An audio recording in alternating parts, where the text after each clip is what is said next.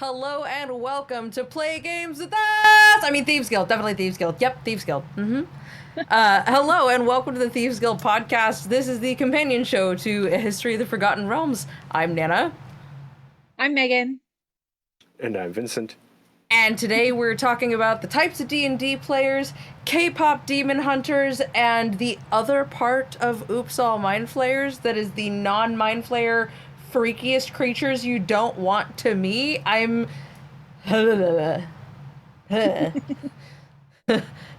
okay not knowing about them, but we're gonna find out anyway. This is part one of our podcast. If you want part two, where we answer questions, give some additional context to the topics, and let ourselves go a bit more off topic, you can find that by becoming a member of The Keep. That's over on our Patreon. You'll find a link in the bio below, whatever, in our bio or below, one of those. I guess let's get into it. Who wants to go first today? I have mine's sillier, so I can keep it light and bright, and I also did a shorter topic, knowing that we're liable to talk about K-pop demon hunters for like most of the show. I will try and keep it short, but there's a lot I want to talk about when it comes to this movie. Then I think I want to go first. Do it. Okay. Let's go. Yeah. I'm horrified to find out what you have. I can also rip through mine a little quicker here. So, that being said, I do need to find my source materials of... Here we go. Oh, God, I forgot about that one. Nope, that's a horrifying thing, and I'll come back to that on a different time. Oh, no. So, for a little more background context, I did maybe autism rabbit hole again. Like you do. Yeah, because this all started because Megan here did not know what the Tarrasque is. And it's like, oh, cool. Well, I'm going to go over some wild, crazy, wacky monsters. And last week, our last episode, I ended up going, oops, all mind flayers. And this time I was like, oh, well, the Thessal Hydra is also a pretty awesome, pretty legendary one. And then I got rabbit holed into Thessalar and everything he's done. So, for some background context, Thessalar was a priest of the god Moloch. The character is actually originally from Earth, Oerth, the Greyhawk campaign setting. Now a master alchemist and lich. He has been folded pseudo into Faerun, not hard canon, but he's there. Is it kind of like the same way that like the other settings have been folded into the Forgotten Realms via like loophole? Yeah, very, very similar. Very similar. So he spends his unlife in the pursuit of his own ego, vainglory, and his own self-importance. He is brutal and savage with furthering and fueling his research. Before obtaining lichdom, he would see himself rise to the ranks of the high priest of the Temple of Moloch, and then converted it into a research lab where he started conducting all of his experiments on creation and extending his own life. It never goes very well, does it? No, not really. No. He ended up pursuing and achieving lichdom in that time, as well as making, I could find, 10 different monsters. I'm going to go over the first 5, and these are all the first Thessalar monsters. The other 5 will be in part 2. There's one that's, actually 2, that even I was not aware that he was responsible for. And just to give a bit of a tease, mimics and owlbears. Out of curiosity, is it just the 10? Like, do we have a firm number on how many creatures this guy created? No, they did good world building of he's made some amount. Okay. Cool. And we only have, which is both comforting and horrifying. But it's also great world building. Like right. Yeah. Even you can go to Tolkien as far back as that. He was very big on don't give a specific number. Mhm. on Yeah, something the that we might idea expound of on. George Lucas being like, there can only be two, that's just kind of bad storytelling. And it's come to bite them you in know the what, though? backside quite a bit. Filoni fixed that really well, though, of like, Yeah. yeah, but they can also be two As I like somewhere else Star Wars in shirt. fighting with each other. There can only be two in one group at a Except time. for Asajj Ventress, and except for the other guy, and except for Mara Jade, and except for this other Yeah. dude. There's Oh, Mara Jade throwing it back. So as a one last aside on Thessalar, he's even experimented on himself to the point where his blood is magical and alchemical and is used as a reagent through many of his own creations and potions, alchemical recipes, things of that nature. So even his blood is highly sought after. How the Lich still has blood, I could not find a definitive answer. That one eluded me because it's kind of. So I have a little insight on this. Not all liches are like dried up. Becoming a lich does stop your life, but they haven't been terribly clear on like it doesn't seem to just instantly mummify you. It almost implies that like you are cadaverized at first and it slowly progresses towards mummification, which is why the freakier a lich looks, the more ancient and dangerous they probably are. okay. Gotcha. That makes Okay. sense. That makes sense. That's just what I Creepy. could find, though. So, I'm going to start with the Thessal Hydra. Do you want the description of the monster before I give you the photos? Because I've got photos God. again. I You have actually photos know what a again. Thessal Hydra is. I have seen photos of it before. That one is not Okay. unfamiliar to me. Okay, hang on. Let me So, pop out the chat real quick and put it in a I got 'em pop-out ready window. to go. How do I? Where is? There it is. Okay. So we'll do photos first. I'm gonna pull it up on my iPad here so that I don't have to change our framing. There's the Thessal Hydra. Large Definitely reptilian have some- body, no head, and 8 to 10 6-foot-long Hydra necks or Hydra necks around a just gaping maw. It's immune to poison and acid, and each head can attack independently and inject poison with every bite, and its main mouth can spit a ball of poison up to a 12-foot area up to 90 feet away, and its pincer-like tail can grab creatures to bring to its big ol' maw to eat you. So, yeah, this picture has a knight in his tail. I see like, that, well, yeah. He's gonna. He's Well, dead. I love He's dead. I love seeing that knight in that for scale because, like, Oh my god. it really puts in perspective how big this thing is. Yeah, yeah. Yeah. He looks like he's only as tall as like half of its arm. I just remembered something. It's draconic. He in wouldn't size. be dead Almost. if he could use one of the higher level spells from episode 1. Absolutely. Absolutely. Very true. Very true. That's how this started. Is I mentioned on using that on it being eaten by a Tarask, and here we are. Autism.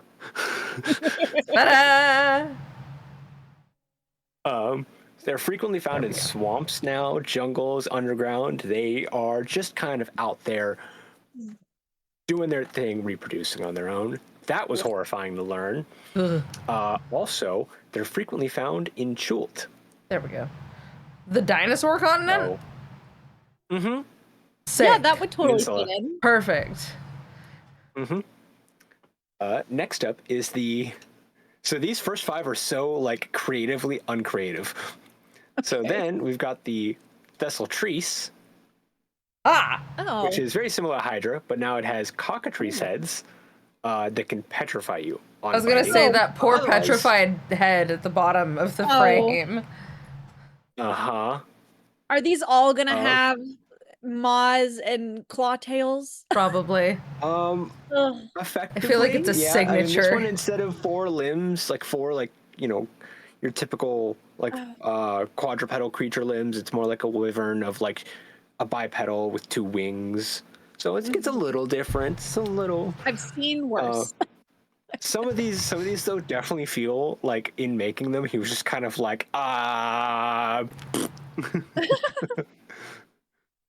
then we have the Thessalmera, which is a chimeric creature of already a chimeric creature. God. The Chimera. Ah! So it Oh, has, I instead don't of like the gaping mouth, head coming out of the shoulders. Mm-mm. that one bothers me. That's- Yeah, it's a Chimera, but now you have tacked on the A 6 dragon. Hydra heads around it and a dragon head. oh my god. No, I'm good. I'm Yeah. so It's- okay. It's kind of And it cute. It's a little Wildly different responses wonkadoo. from the 2 of you. It's so cute. If I were to guess who would have which answer, I would have had that flipped. I would have had that 100% flipped. Listen, it would be cute if the head weren't coming out of that area between the shoulder blades. Something about that just really... Nah, I'm good. I And it can like spit a- this one. This one's It can cute. spit a 50-foot wide at its very apex cone of cold or fire. Sorry, up to 20 feet out. Okay, the placement Also of the found head in is swamps and making sense now. jungles. Yep. Also found in swamps and jungles and chult. Also, I forgot to mention with the Thessalar also found in swamps, jungles, jumps. Hissling and sissing. Jungles? Yep. Jungles, swamps, and caves, and chult. Cute. Chult is where you go to Next up. die. Obviously. Next up, we have one of my favorites is the Thessalar Gorgon. Ooh. Okay, That's that's not sick. Not as yeah, cute. more like a just bull, but again with the pincer tail and the Hydra heads. Again, there's not a lot of creativity among the Thessal creatures. They're fairly vanilla, fairly like, yeah, same thing, different. Oh, there. Hey, just copy my homework, but make sure you make it look different. What's coming out of its nose? Is that like poison gas, or It is looks it just like- green food? It is Stinking a cloud. It is because it's a Gorgon. It can petrify you. Oh god. That is a cloud of gas that can Okay. petrify you. That it can out. It's instead of cloud kill, it's cloud No. petrify. Yeah, it's rough. That's not great. That's rough, buddy. I could not find That's rough, buddy. where this resides, with the exception of one place, and that was Jolt. drum roll, please, Jolt. Fucking of course. And then the last one, I don't have a photo for. The Okay. stat block for it on everywhere I could find has a photo from a Yu-Gi-Oh card. Okay. I mean, way to I throw had to it do a back lot to of middle reverse. school for me, but I had to do a lot of reverse image searching because I was like, that's a really small photo and I can't get a bigger one. And something about it looks a little off, but also familiar. And found out it was from a Yu-Gi-Oh card. Why? I got nothing. But it is the Thessalar Kraken. And it is the largest of all the Thessalar monsters. Oh. It is very similar to a kraken, but it has a gaping, jagged, God, toothed maw God. that constantly drips acid, can spell a 60-foot sphere ink cloud underwater, can spit a ball of acid covering a 10-foot area 60 feet away, can swallow medium or smaller creatures whole, and large creatures with general ease. And there's only one known, and it is in Thessalar's laboratory. Oh, dang oh, it. that makes me feel a little bit better because like Chult is slightly too close to the Sword Coast for me to be comfortable with that thing being anywhere near that part of the ocean. Yes, it is fairly contained into the underground now Temple of Moloch, and its like waterways and whatnot. How big is this place? Oh, huge. It's like so the module that it's in was I forgot. Does this one also have like a crab tail? Yeah, right. Not they all that I have noticed. Crab tails. But I'll find out in a second here. It would be on brand, I feel, if it had a crab tail. He also has a Thessalar toxin. For reference, Thessalar himself, he has the Thessalar toxin. Of course, there's a Thessalar toxin antidote for it. Cool, because it needs more scary things. He's also made a homunculus of his own. He's got his own construct of his own. They're more run-of-the-mill homunculi and constructs, so there's nothing too crazy there. But yeah, no pincers. No pincer on this one. Although, again, it's a Kraken, so a lot of prehensile limbs already, kind of. Do you have a picture you can share with us? Or are they all kind of dog water? I could not find a photo at all of it. The only one that was linked to it was, like I said, like that Yu-Gi-Oh card. Which Dang. was bizarre. What I'm thinking is the Kraken from Pirates of the Caribbean, except for much scarier. I'm thinking like 12 times more tentacles, and they all have spikes on them for no apparent reason. Like, you know when it opens its mouth to eat Jack Sparrow? Yeah, and like it's just that, teeth. But scarier. Somehow. Yeah. Just somehow make it worse. Find it in yourself to make it worse for yourself. Oh my god. I can imagine it's worse. So yeah, that's first 5 of his monsters, but I got 5 more, 2 of which, like I said, are the Mimic and the Owlbear, which I was surprised to learn. So we'll go into those and the other 3. One of them is just, yeah. Yeah. Oh no. I'm still thinking about that Kraken. Yeah. Yeah. That's gonna live rent free in my mind, terrifyingly, for like at least a week. Kraken nightmares. Anyway. Anyway. You. Do you want to go?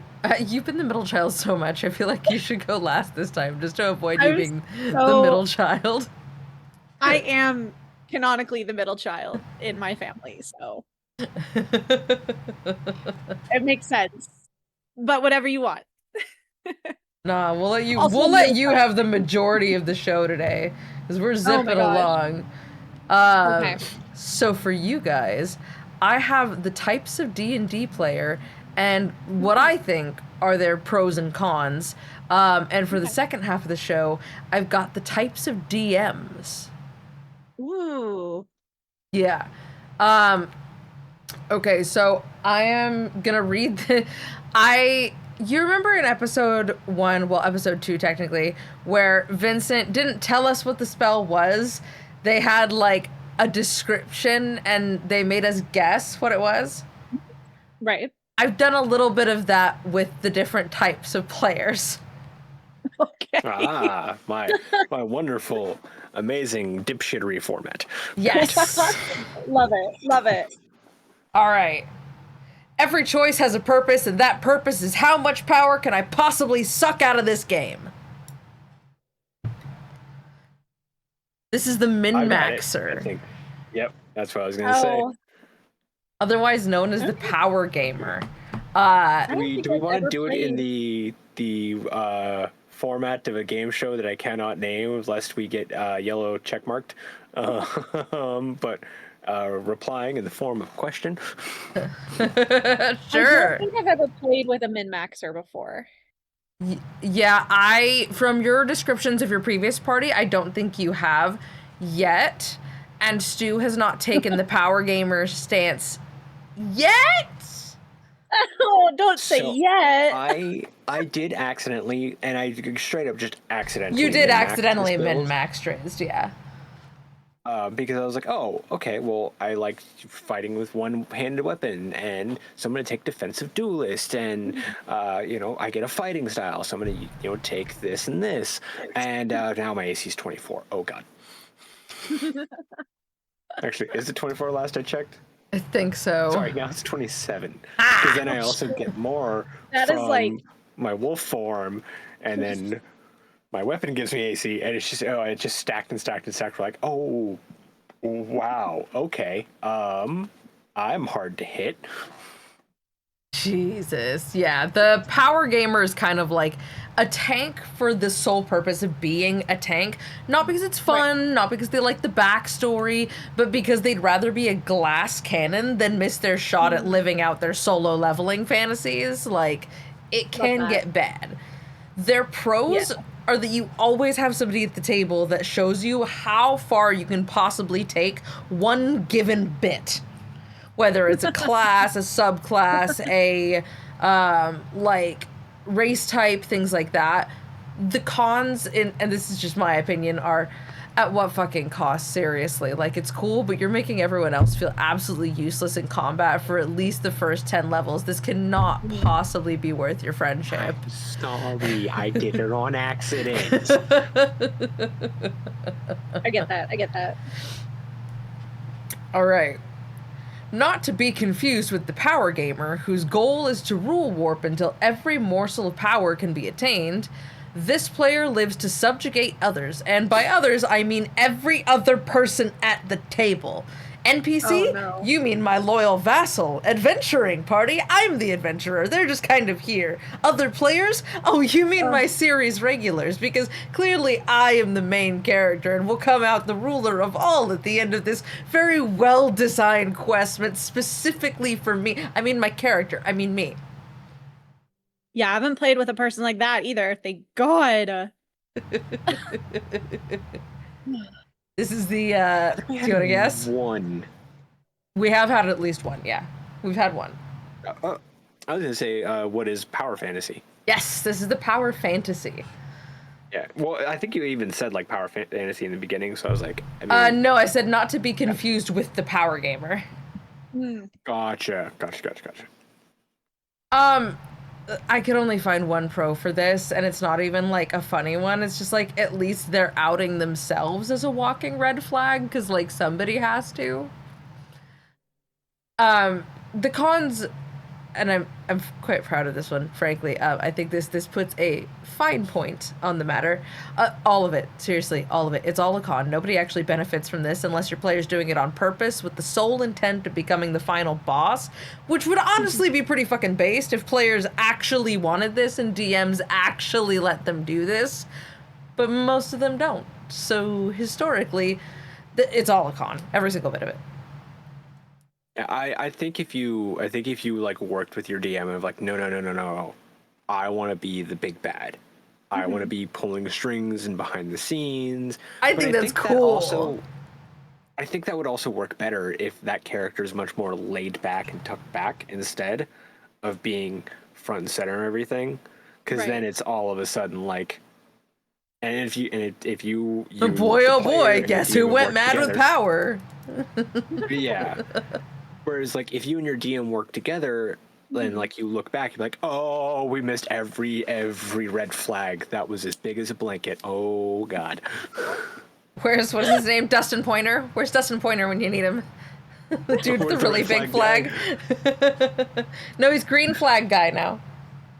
Well, he does both. It's both. He's both. I appreciate the fact he's like, no, we're going to highlight some positive things, too. Yeah. Can't all be bad. I think he even had like a yellow or like a beige flag at one point. Yes, he did get a big beige flag. That's awesome. That's sick. No, go ahead. What were you saying? Well, no, I know I've been seeing him pop up again because it's spooky season, and if I remember correctly, he's a Halloween baby, so he's like, yep, spooky time. He is adorable. We need to get him a big jack-o'-lantern flag for the spooky season, just so that he can run around with it for the pure joy of it. I don't even have a guess for this. I don't even have a question for you guys to guess at this one, because it's so, like, plain toast. I drink fat-free milk. I eat, Raisin Bran for breakfast. That, like, I could not come up with something to guess. And it's a bard. No, it's a plane. No, it's Fighter-Man. Oh. Yeah. Great. The human fighter's like the jock of the D&D world. No deep, meaningful backstory. Unskilled in the ways of the weave. Taking life one short sword swing and con save at a time. Just kind of white-knuckling it through the realms on ale and adrenaline. Which is great because you always feel like there's someone for the party to, like, genuinely protect. And having a built-in level for your ego is probably a fairly healthy move for most adventuring parties. But also, like, I don't know, death. You know what though? I think of Fighter-Man. I think especially like the higher stakes things get, and you have a dude who's not even a battle master, who's not even a battle arcane master. archer. Yeah, Like he like just a champion, like most Fighter-Man fighter. And like you just have these higher and higher stakes and higher power levels, and like you just have and this he dude just keeps actually living, white-knuckling it through. I think that could work really well. It's just like this dude. He's kind of like Batman almost. Of like, you have dark side, and then what do you have? Armor. a guy with money. So I, in my very first Baldur's Gate 3 playthrough, did that to Lae'zel. Oh no! Not my angry frog wife. I've done that so I do that to Lae'zel still. I did run her as Battlemaster once, but that was when we were doing like a smaller 4-person party, not the hey, we have everybody. So there's so many characters, and I'm like, nope, you are getting champion because that is way too much extra things to juggle right now. I have. We're giving you champion. You have sentinel. Go forth. Right. Yeah. Just be there. Have fun. Yeah. All right. This D&D player is a joy to DMs and players alike. They generally show up prepared and excited to play. They've just enough story to keep it interesting, but are unattached enough to accept their inevitable character death. Their strongest player trait is their ability to be genuinely supportive of their friends and fellow adventurers, while not being too bummed that they keep rolling a 10 or less on all their attacks. Who is this? Name that adventurer! Megan!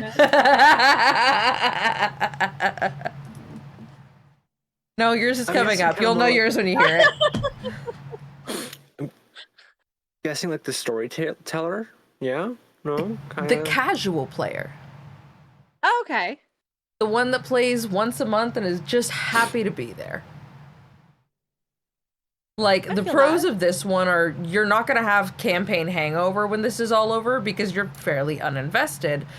But the cons are that, well, you're uninvested. Like, are you going to be okay not feeling the hype, the despair, the overwhelming sense of relief of your fellow adventuring party? Because, like, I know it's just a game, but there's something just so human about feeling like you're really in this kind of shared delusion together. And when someone rolls a nat 20, the entire table just like throwing all their shit and cheering is like, I don't know. I feel like it's a rite of passage a bit. Yeah, I think a lot of these comes in like positive and negative varieties too. Like I think you can have someone who's more casual about it, but they are still like healthy about it, and the people who are just checked out at the table. Yeah. And we'll get there because that archetype's a little further down the list. Oh no. Oh yes. Not Megan. Not Megan. Definitely not Megan, no. Again, you'll know yours when you hear it, because Kelly is also in here.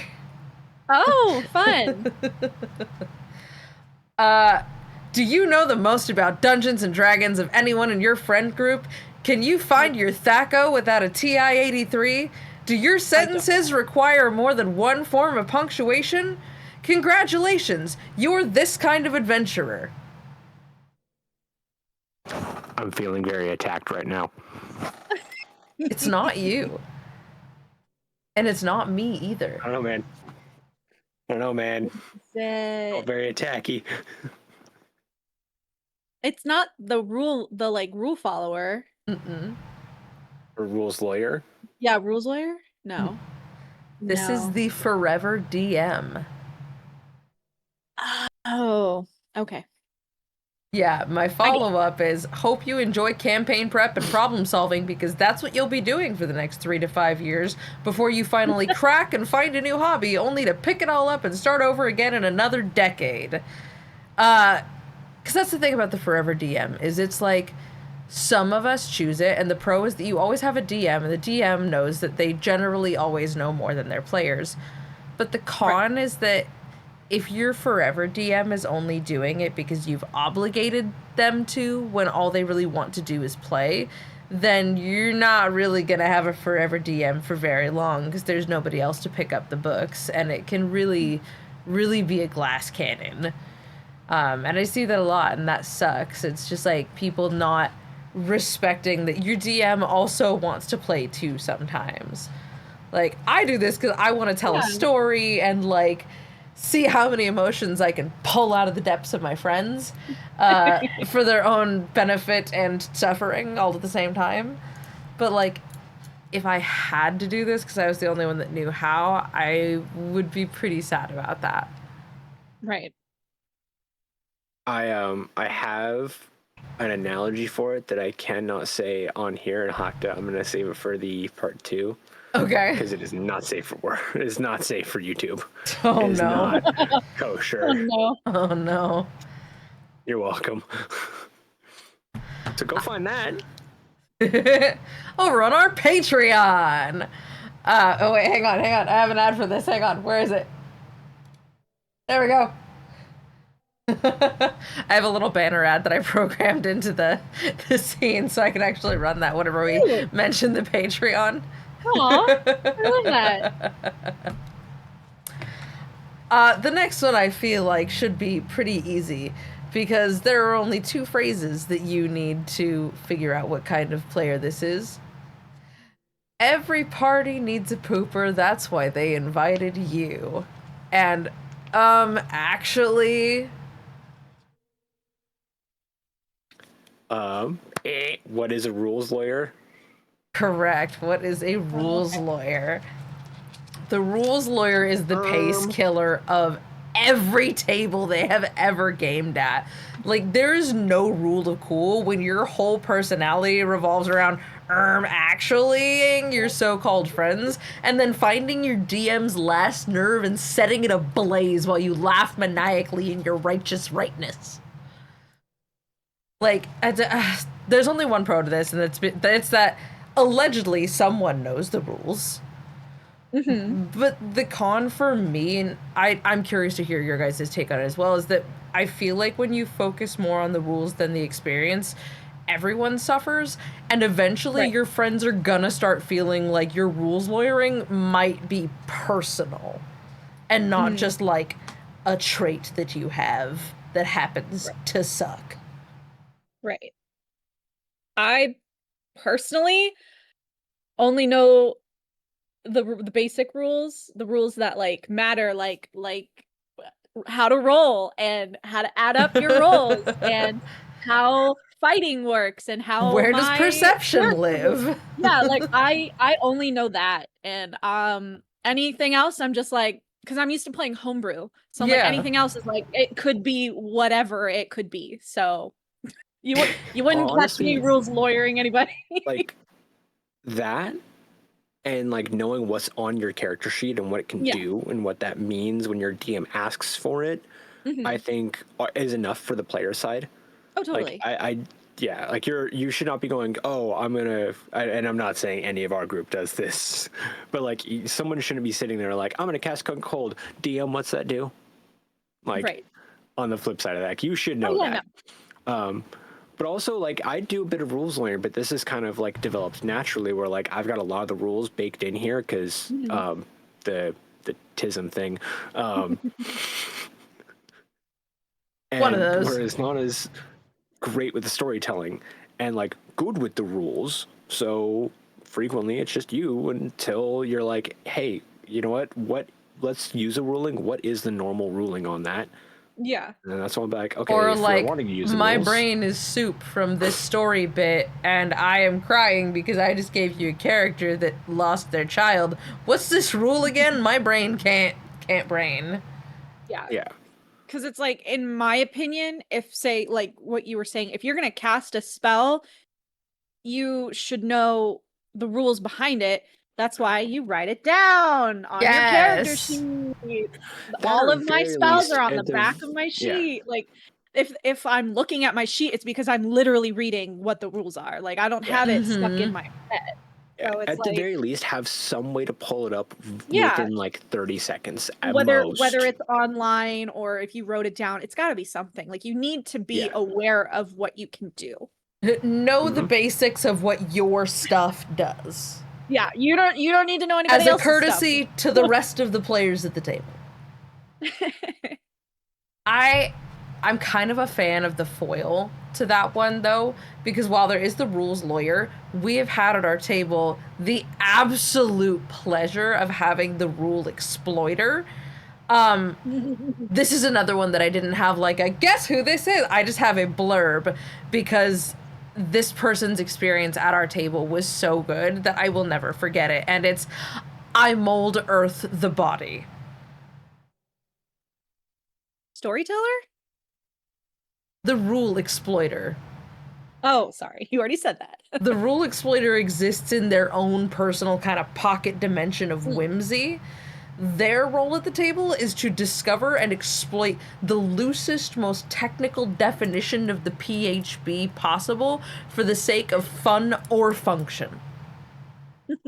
Okay. I see we had no someone cons to this unless use- you're a controlling DM. If you just hate whimsy.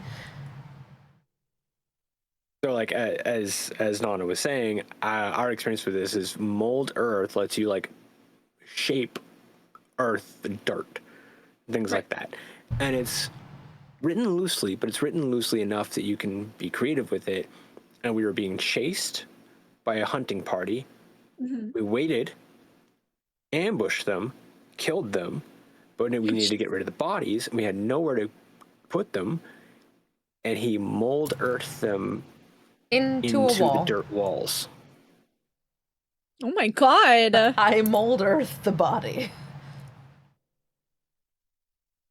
And it, because of how it functions, it lets you manipulate things in such a way that, like, yeah, I'm gonna allow it. What in the earth-bending crap? Yeah. Yeah. That's what mold earth Like- does. Oh my god.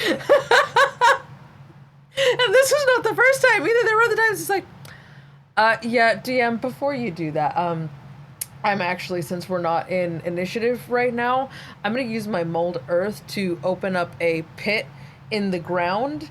But I'm intentionally gonna leave kind of like some big boulders and some like spikes of earth and root in there, and I'm just gonna step over here, and he would let people run into it, and then just like. It's a cantrip as well, and it only has somatic components.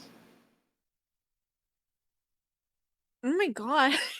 He would also make his own little mold earth hut out of it so that he didn't have to carry a tent. That's cute. Okay, that's cute. Yeah. With 5e revised, it's much more expounded upon. But yeah. So Loopholes were closed. the next two, I don't think are guessable because unfortunately, I'm the child of a railroader, and therefore there are some references that I cannot help but make. They've blown the signal, missed the switch, and are rapidly gaining downhill speed. The Casey Jr. is gonna get that boss, that treasure, that plot point as fast as they can, even if they take out the entire depot and half the town to get there. Casey is the reason tracks exist and why so many DMs feel the need to turn their campaigns into a people mover style adventure rather than a player guided open concept. People mover style adventure. That is way too good of a line. On the bright side, Casey Jr. is efficient. The con is at the cost of fun story and countless lives upon the Sword Coast.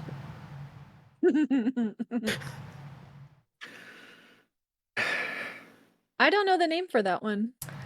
Casey Jr. is not just like Casey Jr. Circus Trains. Actually, cannot believe they named it that. Because Casey Jr. is the cautionary tale of all railroaders. Casey Sr.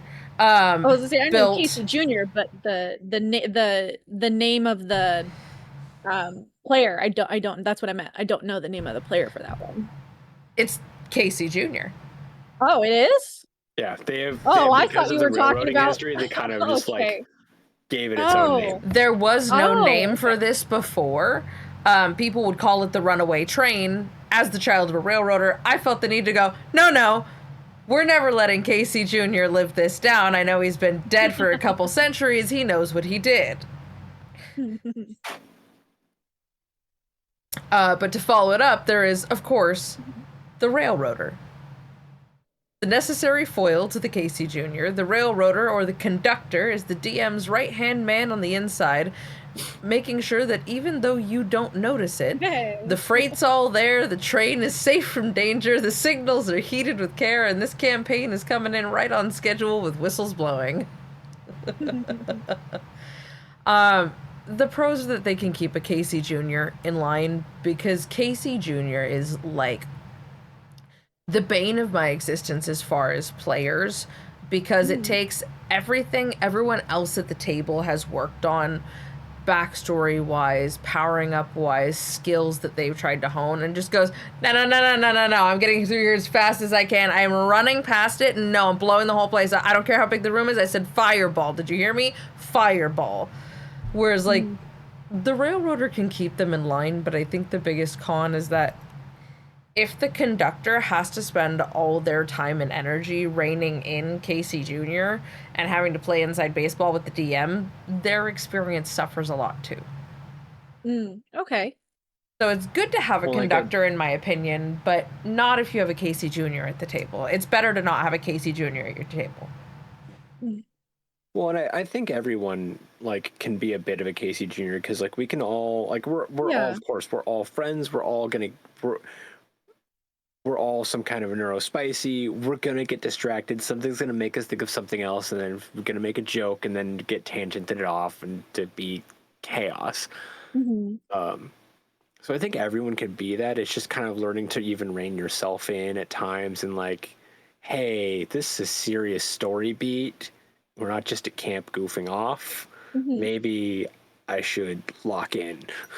Or like, I'm not going to run past the side quest because I don't know what kind of a quest it is. I just know that I've been given a hook. I should probably take it instead of continuing to power down the road that I am told heads to the boss. Right. I have a slight gripe and complaint as well.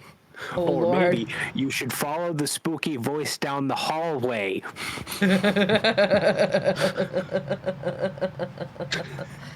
Listen, I knew there was a risk in that one. It's not directed to anyone here. It was Kelly of like, oh, well, there's a spooky voice, so we're not going that way. Of like...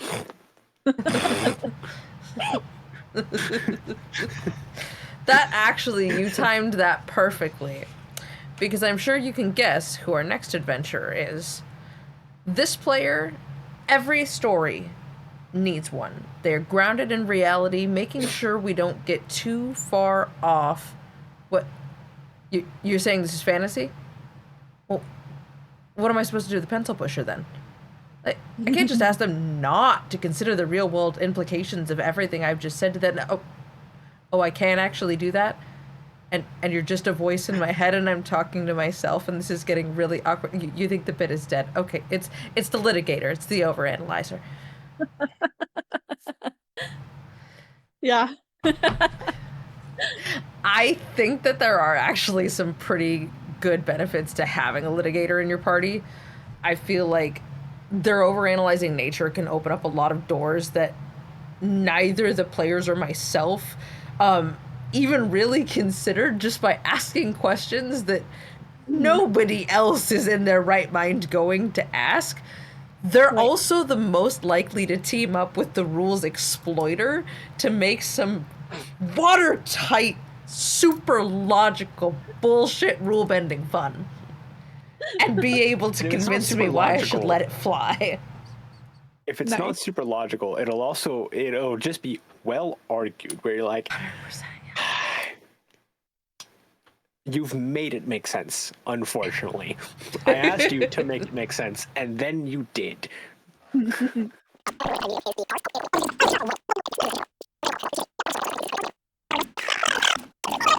But Yeah, unfortunately, none of you on YouTube will be able to hear what we've just said because I've had to speed it up and reverse it to avoid YouTube's algorithm and guidelines issues. So if you want to hear what was just said, I'll post it over on the Patreon.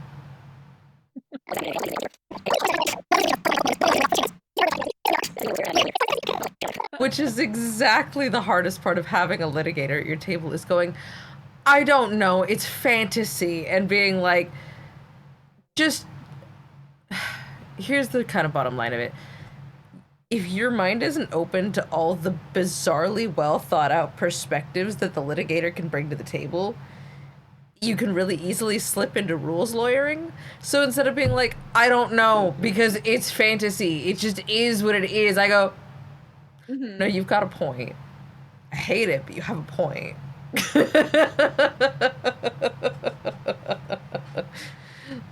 But yeah, I think if you know how to handle a litigator, I think they can be a lot of fun at the table, especially if they team up with a rules exploiter. Also, I'm so sorry for the amount of editing I just tacked on by that little tangent. I'm so God, sorry. it's like an hour, I swear. No, I'm kidding. It'll probably take me an extra like 15 minutes to like find everything. It'll be okay. I'm sorry. Okay, we're back to the guessing game. Okay. Let me guess. You're from Modesto. I don't have a name, but I know exactly who. I have no idea. The actor. Or more Okay. accurately, the actor! Yeah. I've played with the actor. The actor is just here as a character study. They wish to explore the finer points of their characters, such as self-centeredness and main character syndrome, while making sure every other person at the table knows that they're only doing this because it's completely reasonable and you just wouldn't understand because you're not an actor. I know people like that. So do we. We've played with a few. The Oh. pros of this is they can unintentionally be a fun motivator that encourages everyone else to be more like open and kind of fully dive into roleplay. Mhm. The con is that they can also kill the desire for roleplay and character exploration entirely by treating the campaign as nothing more than like a self-absorbed personal exercise for their own benefit. Right. They're like, I'm just running lines and doing a character study. And you're like, yeah, that's great. I'm trying to knock some kobold heads. I could use some fucking help with that. It'd be great. I thought you were going to say boots. Boots. Okay, we've got... I'm just here to shamelessly flirt with my friends and fuck a couple of monsters while I do. The bard. The No. horny bard. The horny bard. The romantasy. Okay. The I mean, the horny bard romantasy... falls into that, though. Same thing. Same thing. Different name. Sort of.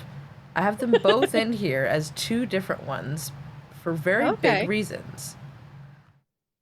But you're going to have to find those out in the post show. I'm going to give you my blurb on the romantasy, and I will expound upon it in part 2. The romantasy player brings a great sense of levity and humor to the table while delivering on genuinely compelling relationship dynamics between players, NPCs, the BBEG, and even the Dungeon Master.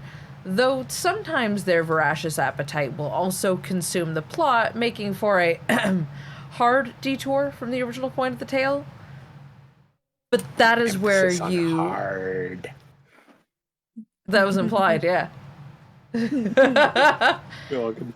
But that is Hard. where you veer into the lay or slay category. Gotcha. Already barred. Mm-hmm. We'll dive into that on the Patreon only episode. But Megan, it's time for some K-pop Demon Hunters. Okay. Yeah, usually Soda pop. Oh god, Hard to no, snap let's with this not wig. start with that. Okay. So, K-pop Demon Hunters, I know you two love it. I do too. So, this Like, don't those say who that like you haven't- don't. For those of you who haven't seen K-pop Demon Hunters, go watch it. It's on Netflix. It actually just Also, came how out, have you not? right? For those of you who haven't seen it, what is wrong August. with you? It's fun. It's fun.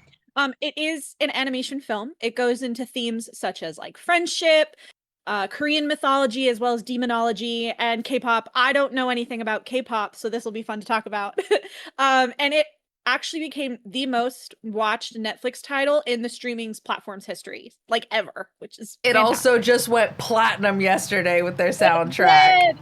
Mm-hmm. Yep, and now it's on Fortnite. Like you do. So it was. Animation's No. expensive, man. Gotta make that money. It made its money back, let me tell you. It was yeah. directed by Maggie Kang and Chris Applehands. The story was also by Maggie Kang. Fun fact, she said that this story came about and is inspired by her own Korean heritage and her love for K-pop. And I can definitely see that love for K-pop. Like, I think I have a little bit of a better understanding of what K-pop is. Because I didn't really know anything about it. The only things I knew about K-pop were Blackpink and Thanos from Squid Game and Lisa, G-Dragon. I think her name is, Yeah. from White Lotus. That's it. That's all I knew. Gangnam Style. That's K-pop? Yeah. Psy is Oh, I one had of the no idea. biggest Like, K-pop America's, artists in like- history. That Oh, was I didn't know America's like introduction to There is K-pop. a Gangnam Style like Statue. hand statue, like a massive monument. Wow. Yeah, I did not know that. I told you I don't know much. I do not know a lot about K-pop. Yeah, so one of the cool things about this film is that all of the songs were developed along with the script. So it went through a bunch of changes just to create what I feel like is a super seamless experience in between the storytelling. Like, you can't tell, you know how 100%. most musicals, like most movie musicals, stop and then there's a song and then it Mhm. stops and then it stories again. This is just completely one continuous story, which I love Yeah. about it. It's And so good with it. I feel like the composer, who is Marcelo Zarvos, really worked well with the K-pop stars who were doing the voices of the Huntrix and the Saja Boys groups. Mm-hmm. Again, I don't know much about K-pop, so I'm sorry if I say these names wrong. Huntrix is performed by EJ, EJ, yes. Audrey Nuna, and Ray Ami. Correct. Oh, okay. And then the Saja Boys are performed by Andrew Choi, Kevin Wu, and then this one is confusing because it's spelt like Samuel, but the UIL are in all caps. So is it Samuel? Samuel Lee? Is that what that is? I think it's Samuel. Samuel? But I'm not entirely sure either. Yeah. There seems to be some disagreement on the internet about this one. Yeah, TikTok people were saying it different, so I'm not exactly sure what the proper pronunciation of that one is. But going back to the music, all of the soundtracks, basically like the top 4 songs, have hit the top 100 simultaneously. And this has surpassed Saturday Night Fever and Waiting to Exhale, which only had 3. So this is Netflix's biggest hit, and it's seeming like it's probably going to be for a very, very long time. 100%, yeah. So let's get into a little bit of the plot. So the plot is a world-renowned K-pop girl group balances their lives in the spotlight with their secret identities as demon hunters. And I think that perfectly describes this movie.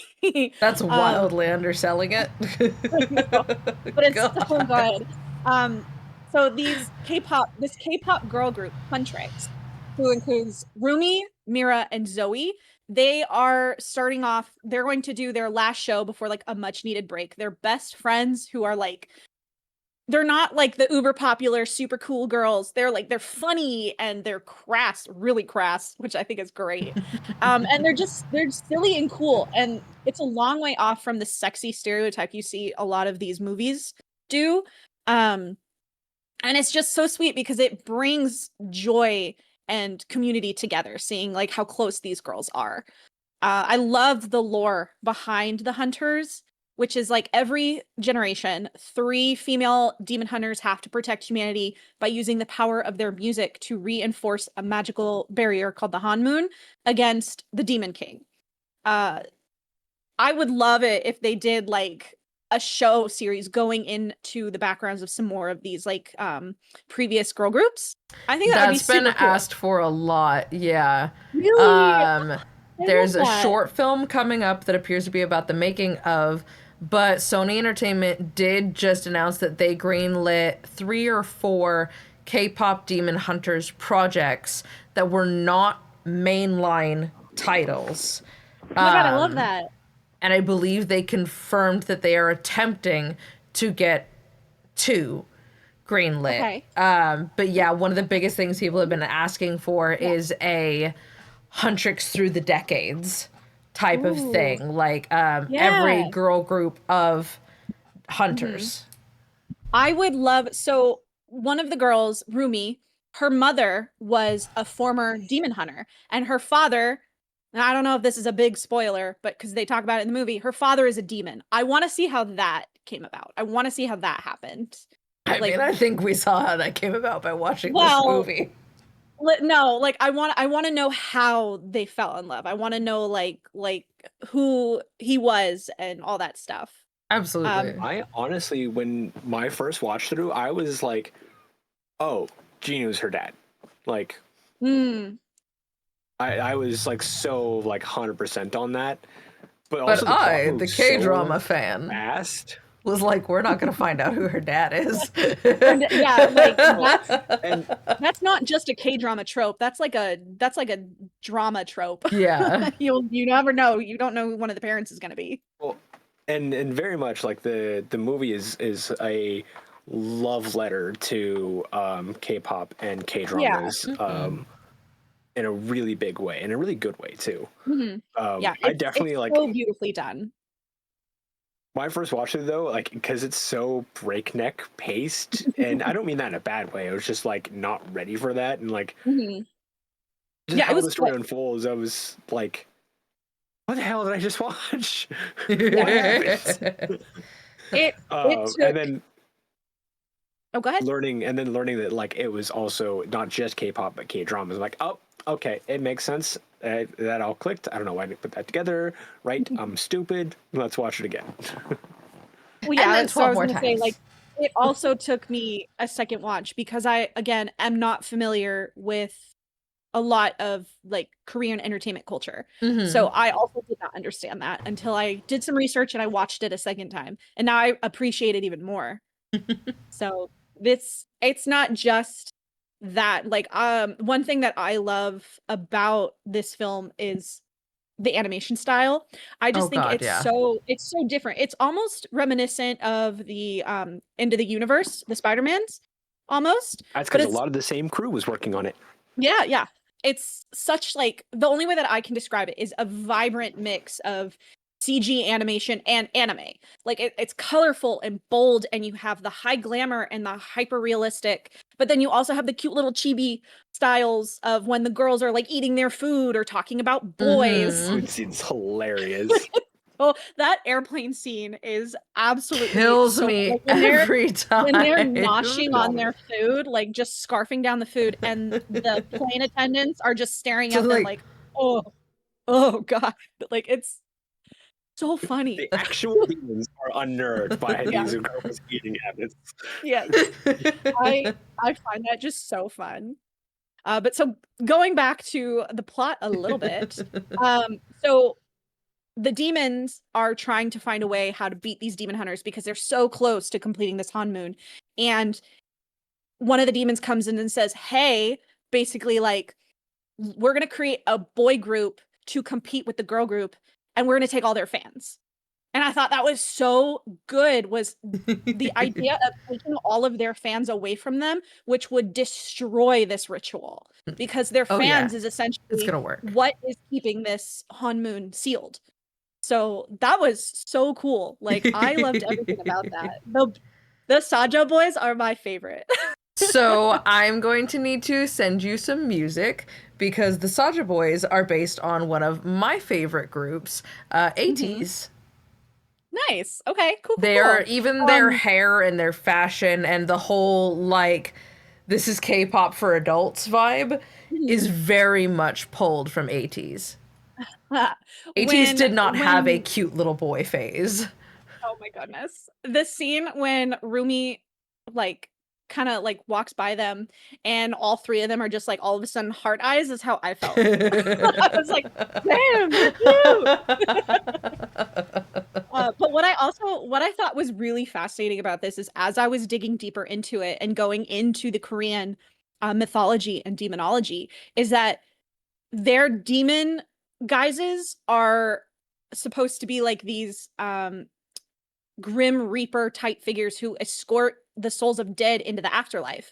And so their typical depictions of them are wearing a black hanbok and a wide brim hat, and that is exactly what they're wearing in their demon forms. And I thought that was so cool that they did that to connect everything together. It makes it so much more real. So I love that. And also, I think as I was looking, Saja in Korean means lion, and their logo is a lion with like horns. So I was like, this is so great. This movie was fantastic. There are some layers beyond that get really really smart for the non K-pop and K-drama and general Korean culture loving portion of the fandom of this movie, and I think it's fun that it's going to grow a lot with their interests too. Yeah, and it's definitely, as someone who had previously no interest and didn't know anything, like, it has made me want to learn more about the Korean entertainment culture and look into K-pop and K-dramas.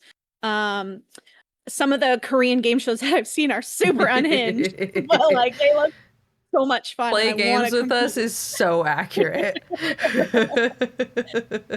Like, that was like, again, one of the things that I found the coolest part was like the mix of mythology and demonology into this movie. Especially the little derpy like Maltese demon tiger.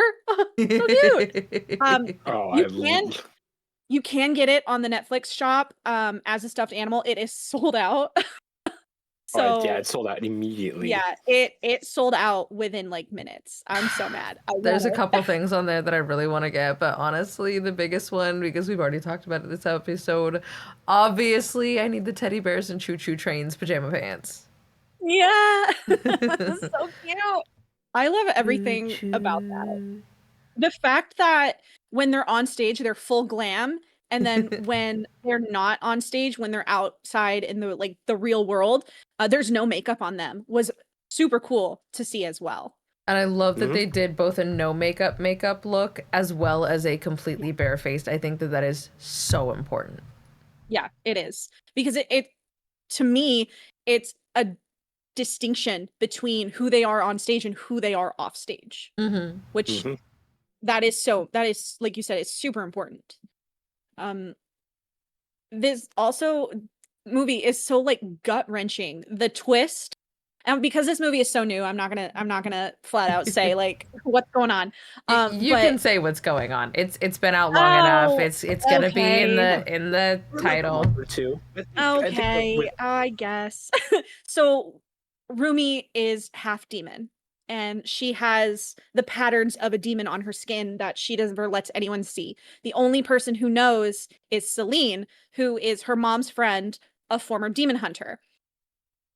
And the fact that she's told Rumi her whole life, like, our faults and fears must never be seen. You must never tell anybody until the honeymoon is complete and this is over with. And then her friends find out in the most like just heartbreaking way. They are off stage and the demons are portraying them on stage, and they're singing a song about how, you're fake, basically, and we're going to expose you, and pulling her clothes off to reveal her demonness, and her friends just staring at it in complete horror was so sad. Like, I knew it was going to go wrong from the beginning, but that the takedown hurt. scene Yeah, broke me. takedown. There's a lot of things that made me ugly cry. That one broke me. For me, it was the scene with Celine, like when she's crashing out and she's like, you can never tell anybody, you can never show your faults and your fears, never let anyone know who you are, really, like, actually hurt me. Like, that stabbed me. Because it's like, all Rumi wants to be is loved and seen and accepted. And she kind of pulls that, like, make me your villain, in a sense. And she just breaks. And it's only until her friends are in trouble by their souls being taken in by the Demon King that they all come together in harmony again. And it's very much a final theme of, like, don't let your demons define who you are.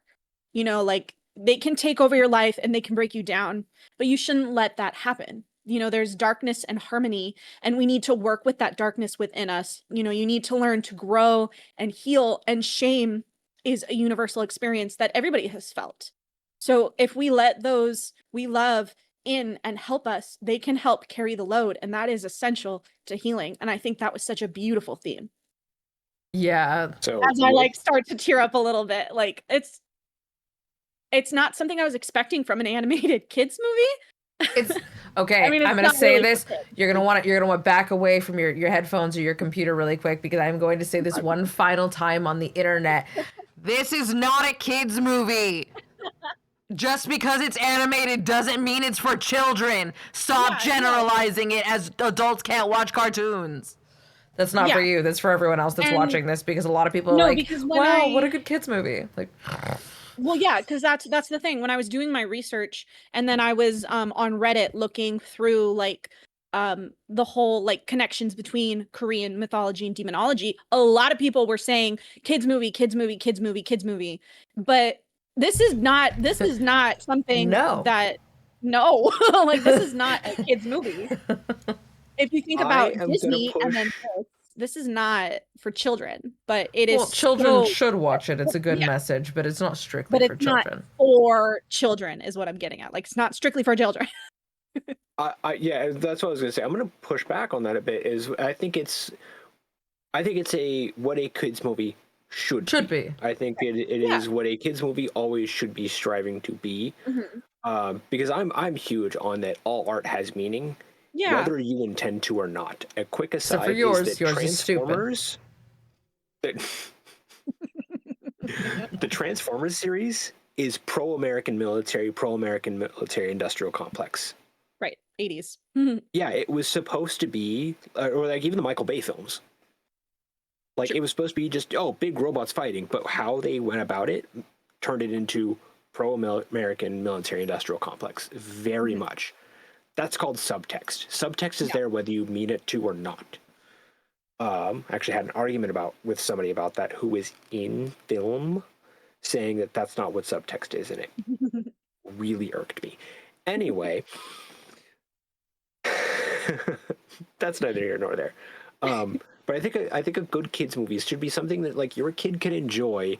Yeah. And as they start growing, start becoming more media literate, that, like, they can unpack things. And I don't mean this in a bad way. How much you've, like, learned to love K-pop through this and come to, like, appreciate it. Congratulations, you've been propagandized. Propaganda is in the right way. Inherently evil. I don't mind. Like, it's great. Like, it's like us propagandizing all of you into mental health. Hey, that's exactly. Propaganda is not inherently evil. The Animorph series is anti-war propaganda. Yeah, I forgot about that. Yeah. But it's okay for me to feel propagandized. Does not feel like a word coming out of my mouth. We've said it too many times. I know. It's okay for me to feel propagandized by this movie because as a white woman living in the United States, it's given me so much more to think about and to look into for perspective, for other cultures that are not my own. Especially other Asian cultures that I normally would have been like, oh, I don't like this sound. But I'm like, no, this is great. There's no liquid in here. It's all ice. Aw. Yeah, like 100% agree. Like it's not a bad thing at all. No. But what I was getting at is like Iron Giant, for instance. Iron Giant is a wonderful example of a kids movie of like you can watch that as an adult, still cry your eyes out. You can never see it and watch that and cry your eyes out. And it has great, strong messaging in it through the entire time. But it was also made that like when you're a kid, you're just like, yay, the big robot and shiny colors, and this is a fun story. Yeah. Arc. And like that is what I think kids movies should be. So that said, I think most people online are saying kids movie in a reductive sense, not in what I think. Logan, I see your chin. No, poke on there. Yeah. And a quick thing I want to tack on with Rumi, and subtext reminded me, I loved that scene so much because whether intentional or not, it was such a queer and trans allegory and an allegory for conversion therapy of, oh, if you just get through this and if this happens, then you'll be normal. You can be normal like everybody else instead of being this thing that you are inherently and cannot change. This thing that is a part of you that you didn't pick, that you didn't change. And when she says, but you didn't love all of me. That broke me so hard. I have been in that situation and it broke me. Yeah, being a queer kid with a very not accepting parent, thank God one of them was, like, that hit hard. That hit so hard. So whether it was intentional or not, it's a beautiful allegory. In so many ways. And like they just learning to accept yourself and like that the people who love you and care about you won't care about the things that you can't change because they love you. Yeah. Not these traits that you don't have a choice in. Another thing that really got me was, throughout this, Rumi and Jinyu get closer. They fall in love, maybe, I guess. We'll never know. We'll never know because he's gone. I am telling you, there was some shit happening off screen. I refuse to believe that there wasn't. But when she's trying to save him from getting, his soul taken back to the demon world, and he says, "You gave me my soul back, and now I give it to you." And he helps her save the world. Like, that was so beautiful. So, and it was after that point, they put up all of the tracks with just the voices. After that point, when he becomes one with her weapon, his voice joins the chorus of the audience as the strongest one, carrying through that theme, the hunter's theme, that the whole audience is doing. It's his voice becomes the loudest. Oh, I didn't catch that part. Ugly cried. Oh, I did not. You're gonna cry again. No, I'm really excited because even the writers were like, yes, so his soul is in that sword now. So there is potential for him to come back. And I was like, he needs to. Like, I need these two to be together. You have no idea. But this film has gained so much popularity within like the D&D community. And like one of the things that I really want to talk about before we move on is how people around the internet. I mean, you're good. You can keep talking for at least another 15 minutes and you're still clear of our time. So enjoy, have fun. But they've adapted these characters and these concepts from this series into Dungeons and Dragons builds and subclasses and campaign ideas. Like Rumi wields a sword. Mira has a pole arm and Zoe has throwing knives, and people have been putting them into like classes and subclasses that reflect the things that they can do. There's a new, I think, now I'm probably gonna pronounce this wrong because again, people have been saying it differently. Is it Camunons or Camunonz on Reddit has created a bard subclass based on the Saja boys, which I think is super cool. Like College of Saja. I would love to see that done. I've seen Mira's build as like a battle master fighter. I've seen examples of Eldritch Knight paladins and like Blade Singer wizards, College of Glamour bards, and like one that I thought was super interesting was Oath of the Watchers paladin. Ooh. I don't know what Oath of the Watchers is, but that sounds pretty cool.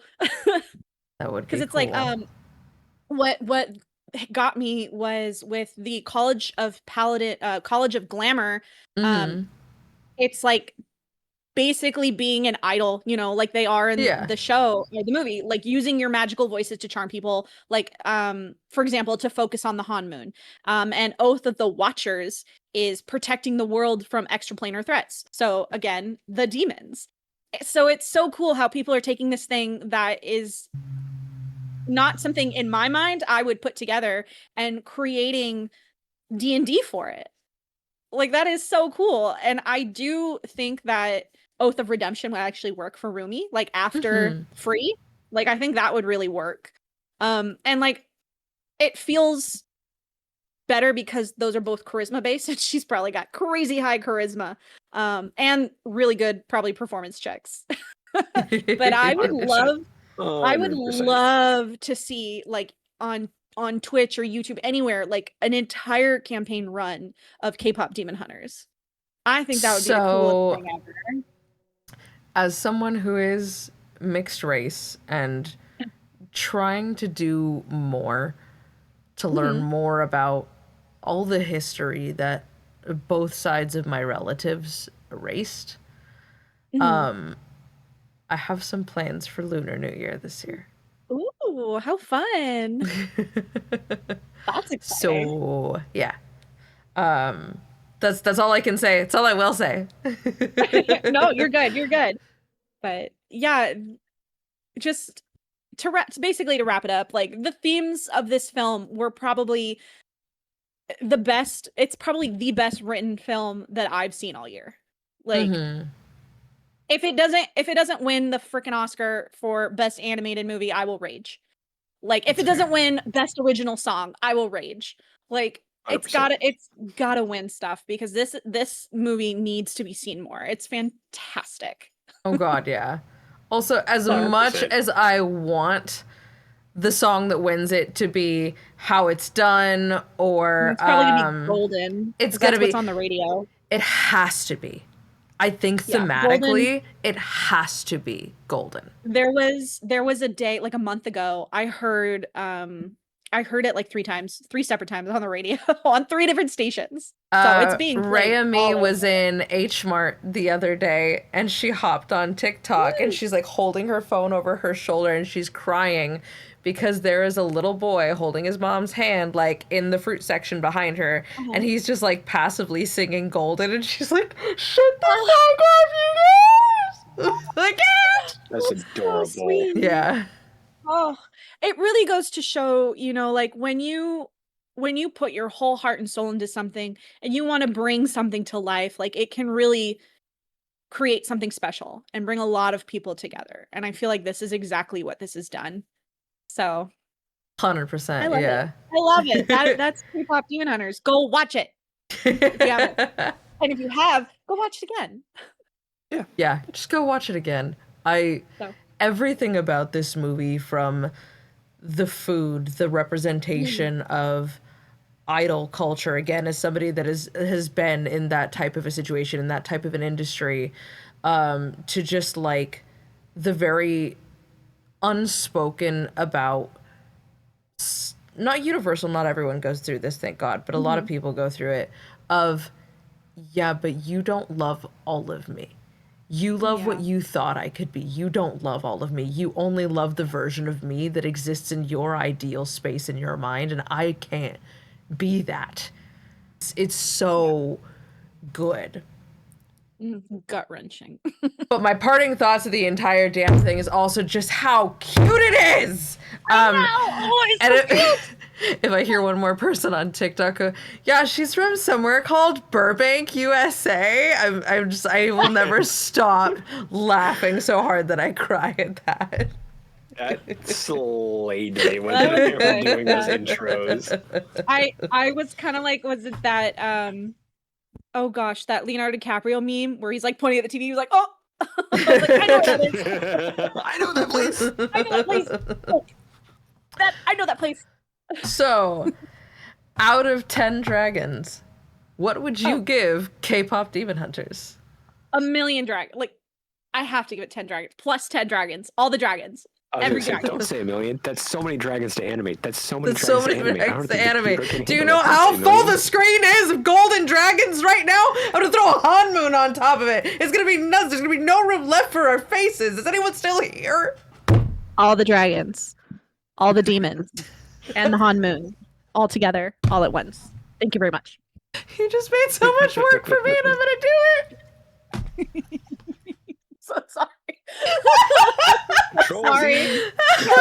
Control V. I'm sorry.